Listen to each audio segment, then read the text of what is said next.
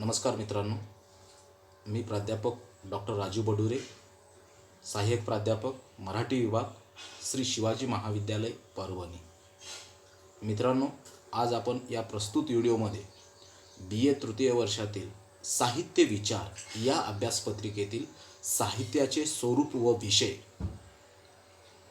या घटकावर आपण सविस्तर चर्चा करणार आहोत. मित्रांनो, आपण मागील व्हिडिओमध्ये साहित्याचे जे दोन प्रकार पडलेले होते, एक ललित साहित्य आणि दुसरा आहे ललितेतर साहित्य, या दोन साहित्यातील भेद आपण अभ्यासलेले होतो. तर या प्रस्तुत व्हिडिओमध्ये आपण ललित साहित्याच्या ज्या व्याख्या आहेत त्या व्याख्यावर आपण प्रकाश टाकणार आहोत. साहित्य म्हणजे मानवी वर्तनाचा ललित आविष्कार होय. तिच्या व्याप्तीमुळे परिपूर्ण व्याख्या करता येत नाही. तरीही साहित्य म्हटलं की सौंदर्य, लालित्य, भावना, संवेदना इत्यादी गोष्टी सूचित होतात. अगदी प्राचीन काळापासून साहित्य म्हणजे काय, त्याचे स्वरूप याची चर्चा होत राहिलेली आहे. तिच्या व्याप्तीमुळे आपल्याला परिपूर्ण व्याख्या करता येत नाही. तरीसुद्धा काही संस्कृत साहित्यशास्त्रज्ञांनी साहित्याच्या काही व्याख्या करण्याचा प्रयत्न केलेला आहे. साहित्यालाच आपण काव्यसुद्धा म्हणू शकतो. तर या संस्कृत साहित्यशास्त्रज्ञांनी या साहित्याच्या किंवा काव्याच्या काय कोणकोणत्या व्याख्या केलेल्या आहेत त्याचा आपण प्रस्तुत व्हिडिओमध्ये सविस्तर अभ्यास करू. तर पहिली व्याख्या आहे संस्कृत साहित्यशास्त्रज्ञ भाम नावाचा जो विचारवंत आहे, या भाम नावाच्या विचारवंतांनी साहित्याची किंवा काव्याची व्याख्या करत असताना तो सांगतो, शब्दार्थो संहितो काव्यम.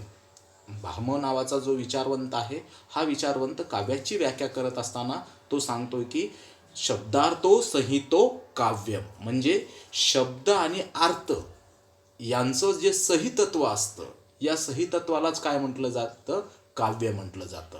म्हणजे साहित्य होण्यासाठी किंवा काव्य होण्यासाठी दोन गोष्टी महत्त्वाच्या आहेत. एक म्हणजे शब्द आणि त्या शब्दाचं योग्य अशा प्रकारे त्या शब्दाला अर्थ असणं गरजेचं आहे. या दोन्हीचं सहयोग जिथं होत असतं त्याच्यातून कशाची निर्मिती होत असते, साहित्याची निर्मिती होत असते किंवा कवितेची निर्मिती होत असते, काव्याची निर्मिती होत असते. उदाहरणार्थ घ्यायचं असेल तर देणाऱ्याने देत जावे, घेणाऱ्याने घेत जावे, देता देता घेता घेता एक दिवस देणाऱ्याचे हात घ्यावे. आता ही जी प्रस्तुत कविता आहे, या कवितेमध्ये काय आहे, शब्द आहेत आणि त्या शब्दाला योग्य अशा प्रकारचं काय आहे, अर्थ दिलेला आहे. या शब्दाचा आणि अर्थाचं सहितत्व योग्य पद्धतीने असल्यामुळं त्याच्यातून कशाचा जन्म झालेला आहे, काव्याचा जन्म झालेला आहे. म्हणून भाम हा विचारवंत काव्य म्हणजे काय, काव्याची व्याख्या करत असताना सांगतोय की शब्दार्थो संहितो काव्यम, शब्द आणि अर्थ यांचं सहितत्व म्हणजे काय, काव्य होय.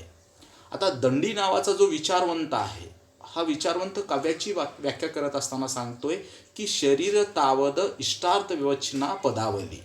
दंडी नावाचा जो विचारवंत आहे, हा विचारवंत काव्याची व्याख्या करत असताना सांगतोय की शरीर तावद इष्टार्थ विवचना पदावली, म्हणजे काय की इष्ट अर्थाने युक्त असणारी जी पदावली आहे त्या पदावलीला काय म्हटलं जातं, काव्य म्हटलं जातं. जे इष्ट अर्थाने युक्त असणारी जी पदावली आहे त्या पदावलीला काय म्हणतात, काव्य म्हणत असतात.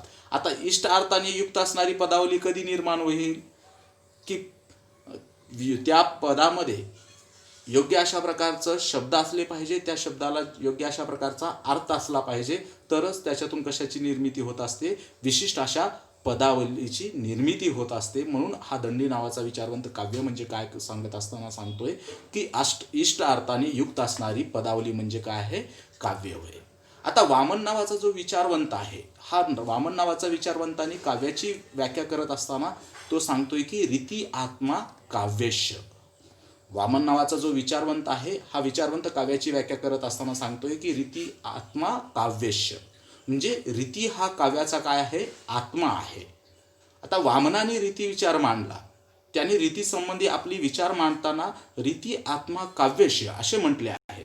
आज आपण या रीतीलाच शैली, ढब, लकब, आविष्काराचे तंत्र असे म्हणतो. प्रत्येक साहित्यिकाचे हे तंत्र वेगळे असते. त्यामुळे त्या व्यक्तीची जी शैली आहे ती शैली आपणास त्यांच्या तंत्रावरून लक्षात येते. रीती हा काव्याचा काय आहे, आत्मा आहे असे वामनाने सांगून रीती म्हणजे विशिष्ट गुणांनी युक्त असणारी अशी काव्याची पदावली आहे, त्यालाच वामन काय म्हणतो, रीती असे म्हणतो. आता काव्य हे प्रसाद, माधुर्य, ओज यासारख्या गुणांनी काय असले पाहिजे, युक्त असावे, असं वामनांचं मत आहे. नंतरची व्याख्या आहे ती म्हणजे रुद्रट नावाचा जो विचारवंत आहे, हा रुद्रट नावाचा विचारवंत काव्याची व्याख्या करत असताना सांगतो, ननु शब्दार्थो काव्यम. ननु शब्दार्थो काव्यम म्हणजेच काय, खरोखर शब्द आणि अर्थ म्हणजेच काय आहे, काव्य आहे. काव्य होण्यासाठी रुद्रट म्हणतो की ननु शब्दार्थो काव्यम, म्हणजे शब्द आणि अर्थ, या खरोखरच शब्द आणि अर्थ म्हणजेच काय आहे, काव्य आहे.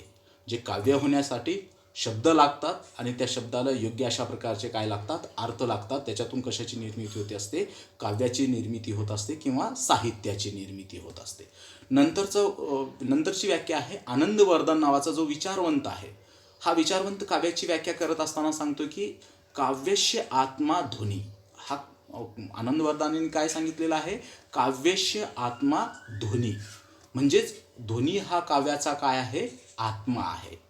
शब्दाला अर्थ असतो, हा अर्थ वाच्य, लक्ष्य व व्यंग या 3 प्रकारचा असतो. काव्यामध्ये व्यंगार्थ असतो. ललित साहित्य हे व्यंगार्थ प्रधान असते. काव्यामधून जी रसनिष्पत्ती होते ती या व्यंगार्थामुळेच. म्हणून आनंदवर्धन काव्यस्य आत्मा ध्वनी असे म्हणतो. मुख्य अर्थाच्या मदतीने कवी काव्यातून काहीतरी सांगत असतो. कवीचे असे सुचणे म्हणजेच वाच्यार्थाच्या पलीकडचे असते, ते व्यंगार्थाने कळते. म्हणून आनंदवर्धन काव्यामध्ये ध्वन्यार्थाला काय देत असतो, महत्त्व देतो. आनंदवर्धनानंतर अभिनवगुप्त असेल, जगन्नाथ असेल, मम्मट या विचारवंतांनी सुद्धा ध्वनीला काव्याचा काय सांगितलेला आहे, आत्मा म्हटलेला आहे. म्हणून आनंदवर्धन म्हणतो काव्यस्य आत्मा ध्वनी. ध्वनी हा काव्याचा काय आहे, आत्मा आहे. नंतरची व्याख्या आहे क्षेमेंद्र नावाचा जो विचारवंत आहे, हा क्षेमेंद्र नावाचा विचारवंत काव्याची व्याख्या करत असताना सांगतोय औचित्यस्य रस जीवित भूतस्य.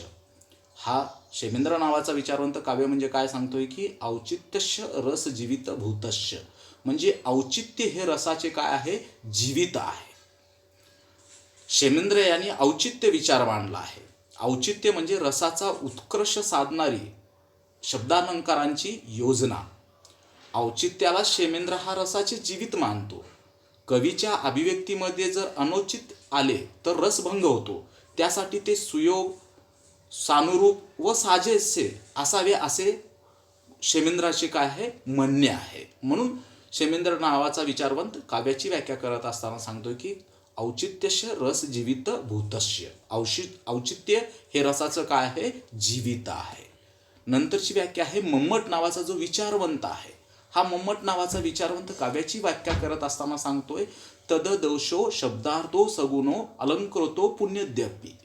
मम्मट नावाचा जो विचारवंत आहे, हा विचारवंत काव्याची व्याख्या करत असताना सांगतो तददोषो शब्दार्थो सगुणो अलंकृतो पुण्यद्यपी, म्हणजे दोषरहित, गुणयुक्त, क्वचित स्फुट, अलंकाररहित शब्दार्थ म्हणजेच काय आहे, काव्य आहे. मम्मट काव्य कशाला म्हणतो की तो शब्दार्थ कसा असला पाहिजे, तददोषो, तो दोषरहित असला पाहिजे. शब्दार्थो सगुणो, त्या शब्दाला काही गुण असले पाहिजे. आणि क्वचित स्फुट, त्याच्यामध्ये काय असला पाहिजे, अलंकार असला पाहिजे. म्हणजे काव्याची जी लक्षणे सांगितली जातात त्यामध्ये अलंकार हे एक महत्त्वाचं लक्षण मम्मट, वामन, भाम, दंडी यांनी मानले आहे. या अलंकारामुळे काव्याला काय येत असते, शोभा येते असते. त्यांच्या मते सौंदर्य निर्मिती होत असते, रमणीयता वाढते. म्हणून कवी देखील आपला काव्याची निर्मिती करत असताना तो कशाची योजना करत असतो, अलंकाराची योजना करत असतो. तुझे मुख सुंदर आहे असे म्हणण्यापेक्षा कोणता मानू चंद्रमा, भूवरीचा का नभीचा, असे कवी विधान करतो. त्याच वेळी त्याच्यामध्ये अधिक रमणीयता येते.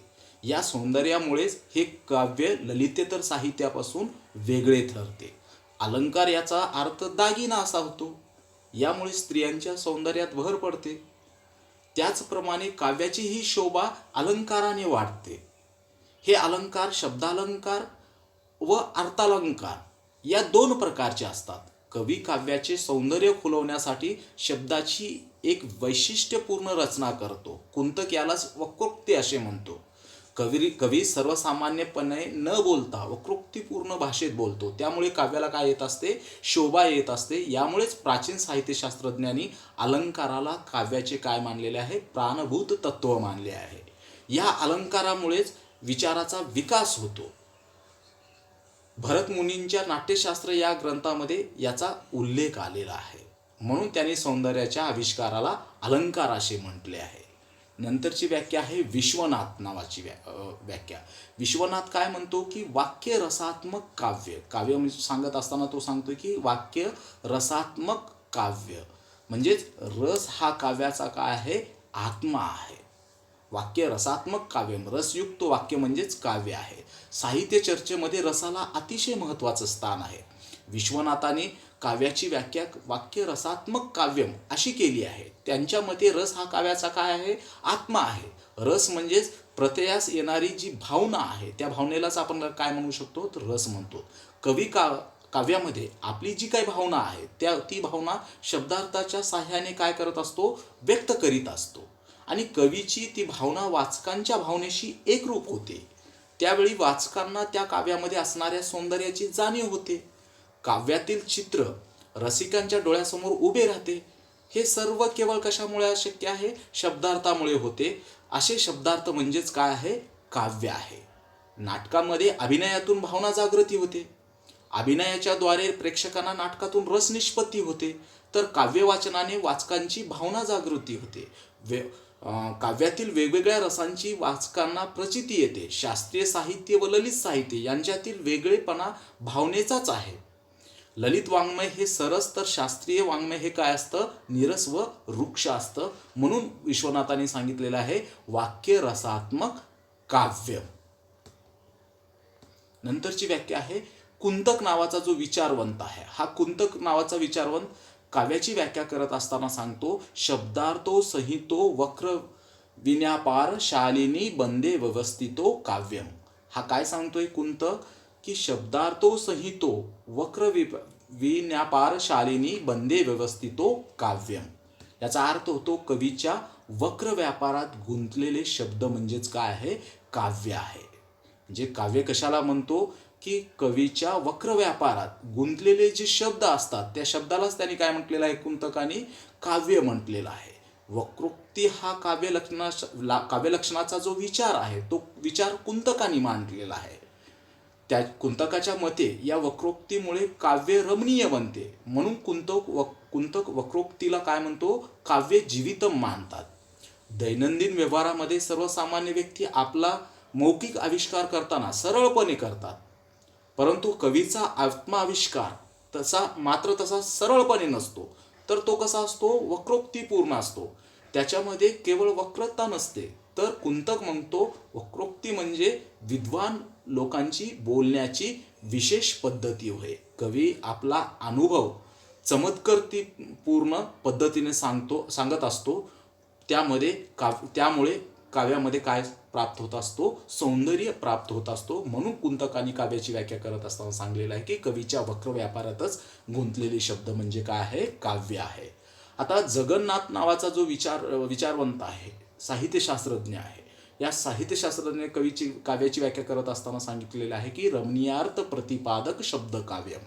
रमणीयार्थ प्रतिपादक शब्द काव्यम म्हणजे रमणीय अर्थ प्रतिपाद करणारे जे शब्द असतात त्यालाच काय म्हटलेलं आहे, काव्य म्हटलेलं आहे. म्हणजे काव्यामध्ये काय प्राप्त होत असतो, की जे शब्द आलेले असतात हे कसे असतात, रमणीय अर्थ प्राप्त करणारे असतात, सौंदर्य निर्माण करणारे अर्थ असतात, सौंदर्य निर्माण करणारे ते शब्द असतात. म्हणून अशा शब्दाचा अर्थ प्रकट करणारे जे शब्द असतात त्याला काय म्हटलेलं आहे, जगन्नाथाने काव्य म्हटलेलं आहे. अशा प्रकारे आपल्याला संस्कृत साहित्यशास्त्रज्ञांनी सांगितलेल्या ज्या काव्याच्या व्याख्या आहेत किंवा साहित्याच्या ज्या व्याख्या आहेत, हे व्याख्या आपल्याला या विचारवंताच्या माध्यमातून आपल्याला समजून घेता येतं. या प्रत्येक विचारवंतांनी काव्य होण्यासाठी काही महत्त्वाच्या गोष्टी सांगितलेल्या आहेत. एक म्हणजे शब्द लागतो, उचित अर्थ लागतो त्या शब्दाला. त्याचबरोबर रीती महत्त्वाचा आहे, अलंकार महत्त्वाचा आहे, वक्रोक्ती महत्त्वाचा आहे, ध्वनी महत्त्वाचा आहे आणि रस महत्त्वाचा आहे इत्यादी घटक हे कशामध्ये असतात, काव्यामध्ये असतात किंवा साहित्यामध्ये असतात. या सगळ्या घटकांना या संस्कृत साहित्यशास्त्रज्ञांनी प्राधान्य दिलेलं दिसून येतो. तर मित्रांनो, आपण पुढील व्हिडिओमध्ये पाश्चात्य विचारवंतांनी केलेल्या ज्या काही काव्याच्या व्याख्या आहेत त्या काव्याच्या व्याख्या आपण पुढील व्हिडिओमध्ये पाहू. तोपर्यंत नमस्कार, धन्यवाद.